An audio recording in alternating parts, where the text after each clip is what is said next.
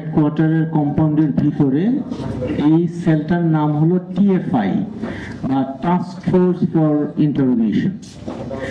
এটা হলো আমরা যেটাকে আয়নাঘর বলি জিআইসি, এটা থেকেও ভয়ঙ্কর, বাংলাদেশের সবচেয়ে ভয়ঙ্কর টর্চার চেম্বার এবং বন্দিশালা হলো টিএফআই, যেটার ব্যাপারে বেশ অনেক আগে ব্রিটেনের গার্ডিয়ান পত্রিকায় আমাদের সহকর্মী ইয়ান কবির এবং ফারিহা করিম রিপোর্ট করেছিলেন। এই প্রথমবারের মতো আমরা এই টিএফআই তে গেলাম এবং দেখলাম। তো এখানে আপনারা দেখছেন যে ডক্টর মোহাম্মদ ইউনূস আছেন, তারপরে গুম কমিশনের নাবিলা ইদ্রিস উনি আছেন এবং তাদেরকে দেখাচ্ছেন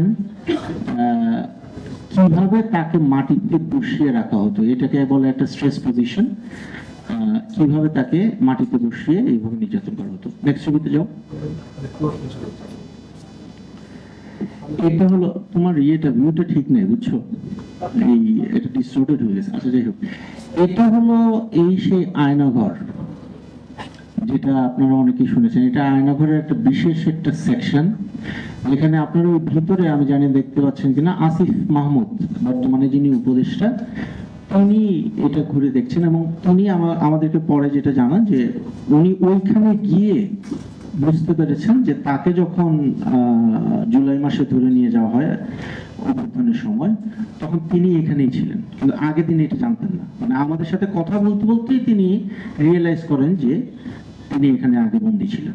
তো এটা হলো আয়নাঘরের সেই করিডোর, কয়েকটা সেল। পরেরটাতে যাও। এইটা নিয়ে অনেক কথাবার্তা হচ্ছে, আমি এটা একটু ক্লিয়ার করতে চাই। এটা সম্ভবত প্রেস সেক্রেটারি শফিকুল আলম বলেছিলেন যে এটা একটা ইলেকট্রিক চেয়ার। আমি ওনাকে এটার ব্যাপারে বলার পরে উনি এটা ওনার ফেসবুক স্ট্যাটাসটা উনি সংশোধন করেছেন এবং এটা নিয়ে অনেক ভুল বুঝাবুঝি, মিসআন্ডারস্ট্যান্ডিং হচ্ছে। এই জন্য আমি এই ছবিটা বিশেষ করে দেখাচ্ছি আপনাদেরকে।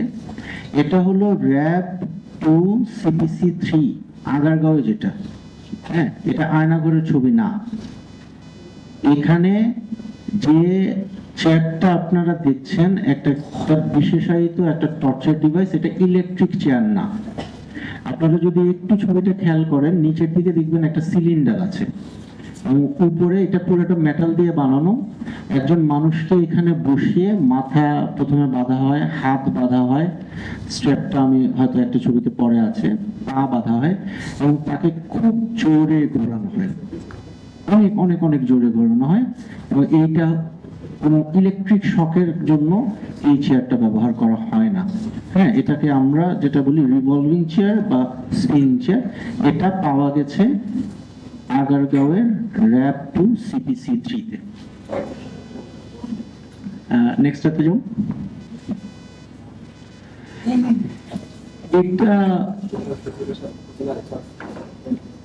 এটা একটা র্যাব ক্যাম্পে, এটা সম্ভবত টিএফআই তে পাওয়া গেছে কিছু ইসলামী বইপত্র, একই বইয়ের বেশ কয়েকটা কপি জড়ো করে রাখা। আমরা ঠিক জানি না যে এটা কেন, মানে আমরা কনফার্ম বলতে পারছি না যে এই বইগুলো এইভাবে রাখা ছিল কেন। এখন বিভিন্ন স্পেকুলেশন আছে, এটা আমি কনফার্ম করতে চাই না, বাট সম্ভবত এই যে বিভিন্ন সময় অভিযানের পরে বা যাদেরকে গুম রাখা হয় তাদেরকে যখন, আমরা অনেকেই জানি, আপনারা অনেক ফ্যামিলি এটা জেনেছেন যে পরে বলে যে এরা জিহাদি বই পাওয়া গেছে বা এই টাইপের দাবি করা হয়। সম্ভবত এটা একটা স্পেকুলেশন, আমরা কনফার্ম না। পরেরটাতে যাও। এটা হলো আয়নাঘরের একটা সেকশন, জিআইসির একটা সেকশন।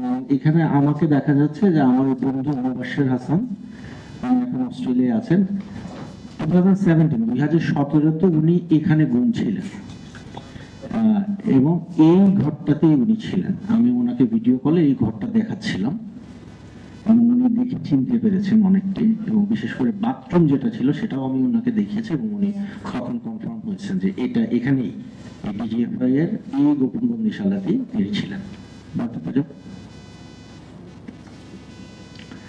এখানে র্যাব 2 CPC 3 তে নাবিলা ইদ্রিস ডক্টর মোহাম্মদ ইউনূসকে কিছু একটা বোঝাচ্ছেন। পরে এটা হলো টিএফআই এর একটা শট, আপনারা ঠিক দেখছেন কিনা আমি জানি না। আমরা মূলত এই ছবিটা এখানে দেখাচ্ছি এই কারণে, কোনটা নেবেন আপনি? এটা এখানে একটা ওয়াল, নতুন একটা ওয়াল তোলা হয়েছিল, এবং আমি আপনাদেরকে যেটা মানে একটা মেসেজ আমি আপনাদেরকে দিতে চাই যে গুম কমিশন খুবই তাদের সর্বোচ্চ চেষ্টা করছে এই গোপন বন্দিশালাগুলা কোথায় আছে, কিভাবে আছে সেটা বের করতে, কিন্তু এই কাজটা ওদের জন্য সহজ হচ্ছে না। এখনো অনেক প্রপাগান্ডা আমরা দেখি, 6 মাস হয়ে গেল, 7 মাস হয়ে গেল, আয়না ঘর কেন দেখলাম না, এটা কি আরো আদৌ আছে কিনা।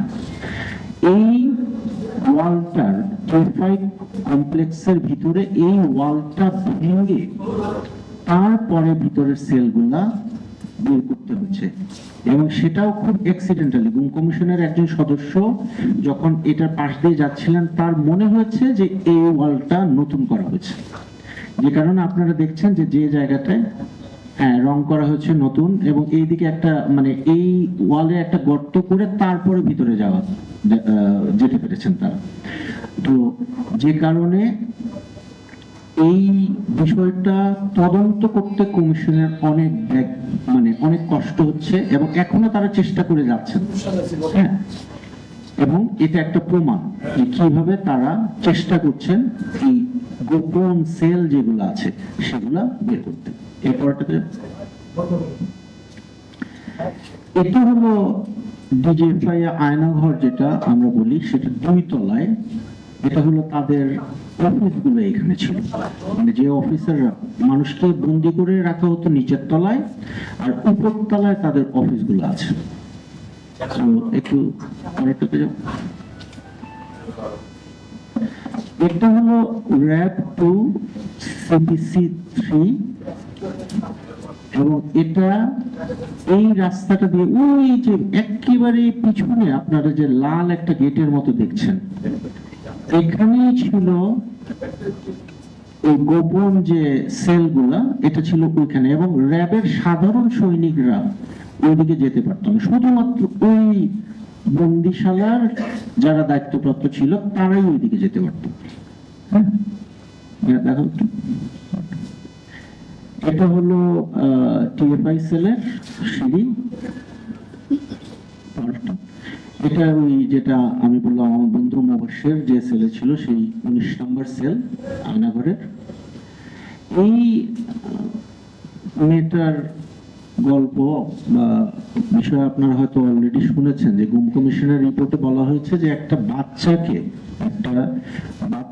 তার মায়ের সাথে তুলে নিয়ে যাওয়া হয়েছিল, এবং তাকে পরবর্তীতে তাকে ছেড়ে দেওয়া হলো, তার মাকে এখন পাওয়া যায় নাই। এনার নাম হলো আলিয়া, ওনার বয়স এখন 18-এর বেশি, কিন্তু ওনাকে যখন ধরে নিয়ে যাওয়া হয় তখন ওনার বয়স ছিল 11, এবং র‍্যাব 2 সিপিসি 3-র একটা বিশেষ সেকশনে তাকে এবং তার মাকে আটক রাখা হয়, এবং 1 দিন বা 1.5 দিন বা 2 দিন পরে তাকে বাইরে নিয়ে গিয়ে গাড়ি থেকে রাস্তার উপর ছুঁড়ে ফেলে দেওয়া হয়, এবং এই মেয়েটা এখনো তার মায়ের সন্ধান পায়নি, এখনো খুঁজছে। এটা টিএফআই এর একটা বিশেষ সেকশন, এখানে বছরের পর বছর ধরে বন্ধ করে রাখা হতো, আটক করে রাখা হতো। এই যে অনেকে বলে যে আয়নাঘর কি, জেআইসি কি, এগুলো সব ভুয়া।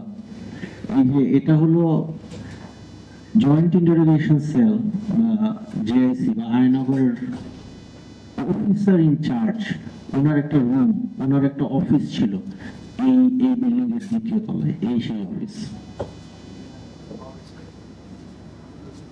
এটা একটা মানে আমরা কিছু ওয়ালে দেখেছি যে কোনো একটা ইমপ্ল্যান্ট ছিল এখানে, আর ডিভাইস ছিল বা কিছু একটা ছিল যেটা খুলে নিয়ে যাওয়া হয়েছে, সেটার একটা প্রমাণ এখনো রয়ে গেছে। এখানেও অনেকগুলা ডিসটরশন করা হচ্ছে, অনেক কিছু চেঞ্জ করা হচ্ছে, অনেক কিছু ভেঙে ফেলা হচ্ছে, তো সেটার একটা নজির এখানে আছে। এই যে এই ছবিটাতে আপনারা হয়তো দেখবেন যে জানালাগুলোতে এখনো ইট দিয়ে সারতে পারেনি, মানে তারা এই পুরো রুমটা, এটা আয়নাঘরের একটা সেল, কিন্তু তারা মানে এটাকে অনেকভাবে মডিফাই করার চেষ্টা করতেছে, এবং আমরা যখন দেখেছি এই কাজগুলো এখন অনেক কাঁচা, মানে একেবারে রিসেন্ট টাইমে করা হয়েছে। সো এটা স্পষ্টই একটা বার্তা দেয় যে এই গোপন বন্দিশালাগুলোতে অনেক ধরনের মডিফিকেশন করা হচ্ছে এবং এখনো করার চেষ্টা হচ্ছে। এটা একটা, আমি জানি না আপনারা ছবিটা ঠিক মতো দেখতে পাচ্ছেন কিনা। এখানে লেখা আছে যে এই বৃক্ষটি রোপণ করেছেন মেজর জিয়াউল আহসান। মেজর জিয়াউল আহসান হলো এখন যিনি general Ziaul Ahsan, brigadier general, major general উনি 2009 সালে র‍্যাব 2 থেকে তার উত্থান শুরু। এটা একটা হিস্টোরিক্যাল ছবি, ওই জন্য ওই সময় র‍্যাব 2 তিনি একটা গাছ লাগিয়েছিলেন, সেটা এখন বেশ বড় হয়েছে। মিস্টার মীর আহমেদ বিন কাসেম তিনি আমাদের কাছে বর্ণনা করছেন কিভাবে তাকে একটা ছেলে তিনি 8 বছর ছিলেন এবং কিভাবে তাকে প্রায় সারাক্ষণ মাটিতে বসে থাকতে হতো, হাতে হ্যান্ডকাফ এবং চোখে তার কাপড় বাঁধা থাকতো। উনি 8 বছর পরে 2024 সালে গণঅভ্যুত্থানের পরে তিনি মুক্ত হন। আরেকটা জিনিস হলো যে আয়নাঘরের অনেক বন্দীদের সাথে, সার্ভাইভারদের সাথে আমাদের কথা হয়েছে এবং তারা বারবার বলেছেন যে তাদের রুমে, সবার রুমে না, কারো কারো রুমে কাঠের চৌকি ছিল। আমরা যখন আয়নাঘরে গেলাম, আমরা কিন্তু নিচের তলায় কোনো রুমে আমরা কোনো চৌকি দেখিনি। তো আর আমাদের যে ভিজিটটা, আমি একটু বলতে চাই, খুব শর্ট টাইমের জন্য, একটা লোকেশনে হয়তো 15 মিনিট 20 মিনিট আমরা ছিলাম। এর মধ্যে ডক্টর মোহাম্মদ ইউনূস এখানে গেছেন, ওনার সাথে সাংবাদিকরা ওনার পিছে পিছে গেছে, তারপরে অনেক কথাবার্তা হয়েছে। তো এখানে যেটা হয়েছে যে আমরা শেষ পর্যন্ত আয়নাঘর থেকে বের হয়ে আসবো, এর 5 মিনিটের মাথায় আমরা 2 তলায় যেতে পারি এবং তখন আমরা আবিষ্কার করি যে এইখানে অনেকগুলো চৌকি রাখা। সম্ভবত ওই নিচের তলার চৌকিগুলাই 2 তলার অফিস ব্লকে এনে রাখা হয়েছে। আপনারা এখানে অনেক সার্ভাইভার আছেন, কথাবার্তা শুনেছেন, বা যারা আয়নাঘরের বন্দি প্রতিবেদনটা দেখেছেন তারা নিশ্চয়ই জানবেন যে অনেক বন্দি বিকট শব্দে এক্সস্ট ফ্যান চলতো, এটা বলেছেন। এইরকম অনেক, এটা ছবিতে বোঝা যাচ্ছে না, এই এক্সস্ট ফ্যানটা বিশাল, মানে প্রায় জেট ইঞ্জিনের মতো বিশাল বলতে হবে আর কি। হ্যাঁ, তো এই ফ্যানগুলা বিকট শব্দে আয়নাঘরে চলতো। এটা হলো র‍্যাব 2 CPC 3 এর একটা সেল, একটু বাইরে থেকে বলে যান। এটা হলো সেই TFI এর গেট, এবং আমরা যতদূর জানি যে তুলির ভাই সাজিদুল ইসলাম সুমনকেও এই TFI তেই সম্ভবত নিয়ে যাওয়া হয়েছিল। এবং আরেকটা জিনিস যেটা কনফার্ম আমরা জানি যে ইলিয়াস আলীকে গুম করার আগে দিনার এবং জুনেদ বলে দুজনকে গুম করা হয়েছিল, তাদেরকে প্রথমে এই TFI সেলে নিয়ে আসা হয়েছিল এবং এই সেই সেলের, এই সেই কম্পাউন্ডের, TFI কম্পাউন্ডের ইয়েলো গেট, এবং এটা মানে র‍্যাব 1 এর ভিতরে, একেবারে ভিতরে না ঢুকে গেলে কি এটা এই গেটটা দেখতেই পাবে না, এটা এক। আর র‍্যাব 1 এর যে অফিসাররা আছেন এই কম্পাউন্ড, এই কমপ্লেক্সের ভিতরে, তাদেরও কোনো প্রবেশাধিকার নেই, ছিল না। এটা সবসময় র‍্যাব হেডকোয়ার্টারের আওতাধীন যে ইন্টেলিজেন্স উইং, সেটার আওতাধীন ছিল। আপনারা দেখছেন যে কিভাবে, এটা আয়নাঘরের একটা ছবি, আপনারা দেখছেন যে কিভাবে সবকিছু ভেঙে ফেলা হচ্ছে। এই যে, কারণ আয়নাঘরের যে বন্দীদের সাথে আমরা আগে কথা বলেছি, প্রায় 2 বছর 3 বছর ধরে আমরা কথা বলছি, তারা বলতেন যে ভিতরে প্রচন্ড অন্ধকার, ঘুটঘুটে অন্ধকার, আলো বাতাস দেখেন না, এইগুলো বলতেন। কিন্তু এখানে এই ছবিটা দেখেন যে ডান দিকের ওয়ালটা প্রায় ভেঙে একটা জানালার মতো করেছে, যে কারণে এখানে এই করিডোরটাতে অনেক আলো দেখা যাচ্ছে। এটা একটা প্রমাণ যে এই ফ্যাসিলিটিটাতে অনেক মডিফিকেশন করার, ডিস্ট্রাকশন করার চেষ্টা হয়েছে। এটা আমি বলছিলাম যে স্পিনিং চেয়ারে মানুষকে যেভাবে বেঁধে রাখা হয়, এটা একটা শক্ত একটা স্ট্র্যাপ। আমি এই ছবিটা আমি জানি না এটা কিভাবে বর্ণনা করবো। র্যাব 1 TFI এর একটা সিঁড়ির নিচে এই এখানে 5-6টা 7টা হবে ম্যাক্সিমাম, একেবারে সিঁড়ির নিচে এই সেলগুলা খুঁজে পাওয়া গেছে, এবং সেটাও খুব অ্যাক্সিডেন্টালি।